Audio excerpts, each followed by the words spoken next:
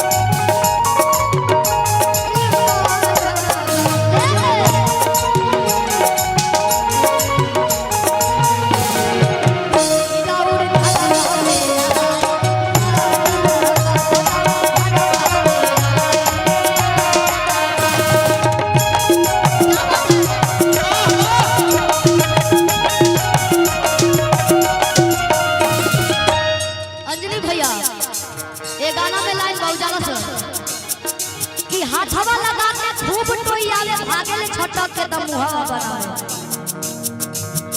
बड़ा जे मछली मरले होई जब मछली भागेली से त अजीबे फीलिंग होला एकदम फीलिंग होला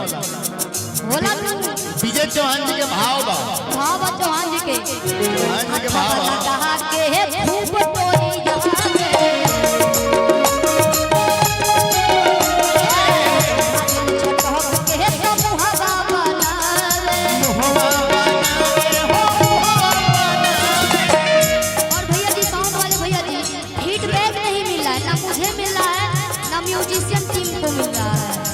शिल्पी जी ये जगह आपके लिए है।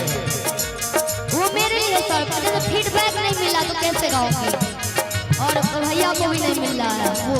भैया थोड़ा सा मीन ये माइक को थोड़ा सा और ऊपर कर दीजिए, हल्का ऊपर रखिए। हाँ बोलिए। हाथा वाला कहा के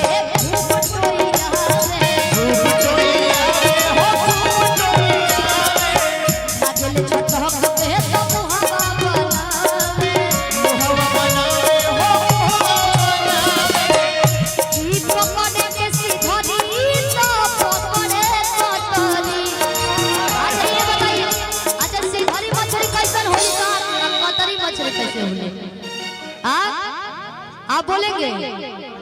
हम पूछ रहे हैं कुछ नहीं मालूम है। सबको पता है महाराज, ये लोग सिगरी भी खाते हैं, चलवा भी खाते हैं, टेढ़ुला भी खाते हैं, बरारी भी खाते हैं, कवई भी खाते हैं, ढलई भी खाते हैं, मंगूरा भी खाते हैं, मंगूरी भी खाते हैं। अबे बिहार के उत्तरायण सब लोग जान लेके पहुंच जाए। खूब लोग मारेला मछली कि पकड़ के सीधा तो पकड़